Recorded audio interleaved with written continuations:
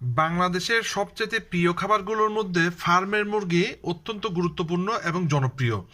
প্রায় প্রতিদিন লক্ষ লক্ষ মানুষের পরিবারে ফার্মের মুরগি ব্যবহার করা হচ্ছে। কিন্তু বিজ্ঞানীরা বলতেছেন, গবেষকরা বলতেছেন যে ফার্মের মুরগিতে অতিরিক্ত অ্যান্টিবায়োটিক, হরমোন গ্রোথ ইনজেকশন, বিভিন্ন কেমিক্যাল পুশ করার কারণে মানে মানুষের ক্যান্সার বা বড় বড় রোগ হওয়ার সম্ভাবনা বেড়ে যাচ্ছে।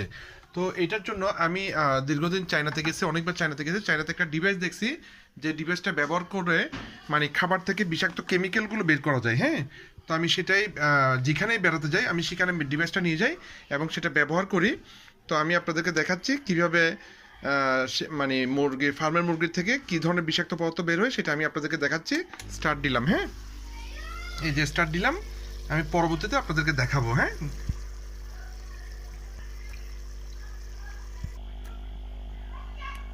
10 মিনিট পর দেখেন এখানে আসলে যে চর্বিগুলোর মতন মানে যে ক্ষতিকারক কেমিক্যালগুলো জমছে আমি আপনাদেরকে দেখাচ্ছি।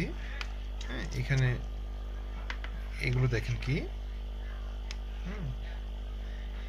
এগুলো দেখেন, আমি দেখাচ্ছি আপনাদেরকে। যে এখানে ক্ষতিকারক কেমিক্যালগুলো দেখা যাচ্ছে, এই দেখেন, দেখেন। হ্যাঁ, দেখছেন কি ধরনের ক্ষতিকারক কেমিক্যাল? হ্যাঁ, সমস্ত কেমিক্যালগুলো সে শোষণ করে ফেলছে।